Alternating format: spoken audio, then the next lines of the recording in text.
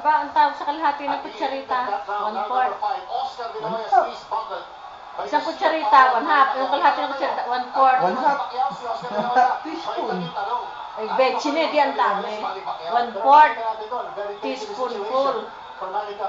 Kala ko ba kalahati? Kalahati ba o 1/4 lang talaga? Hindi, yung Tagalog, 1/4 ng kutsarita. yung kutsarita, yung kalahati ng betchin, 1/4 no. 1/4 kutsarita. Pero problema ni Oscar De La Hoya, how can you do that? Kung napakalikot, ito si Manny Pacquiao, dito po sa round of 2, ina-anticipate niya yung atake, nababasa niya eh. Yung kilos si Oscar De La Hoya, and the other way around, hindi mo naman pwede sabihin for Oscar De La Hoya. Pagkakatakot dito, partner, alam natin na hindi natigil si Manny. This is gonna be his face all night long. Ay, Oscar De La Hoya, hindi raw siya pinipili. Yes, sir. Oscar De La Hoya has to find something new to introduce in this fight to turn the tide. It's round number 5 and I have all those rounds going to Manny Pacquiao. Same here. It's been a clean sweep so far. 1-2 combination. Just hitting ito si Oscar De La Hoya. And toe-to-toe, ang tapang nito si Manny Pacquiao. Yeah, but this is exactly what I think Freddie Roach is talking about. Bilis ito, With your fight plan, go inside and dart out, dart in and out.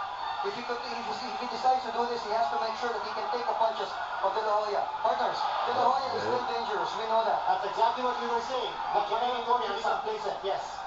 He's dominating this fight. It's also possible that Oscar De La Hoya is baiting him and making him think that kayang-kaya.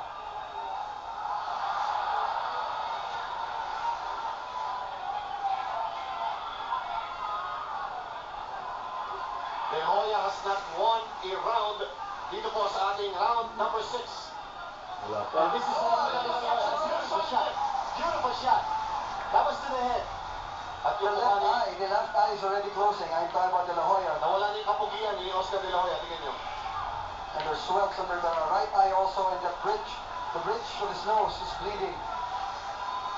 Who would think early in this fight, this is going to be how Oscar De La Hoya will look?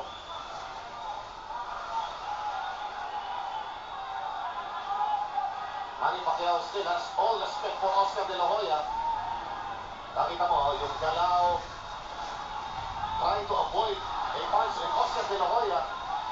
Mabagal ang reaction, ha? Parang Wala na. slow. Partner, yung reach advantage has disappeared. And then, you can tell because that jab, the two-jab combination is already hitting its mark continuously.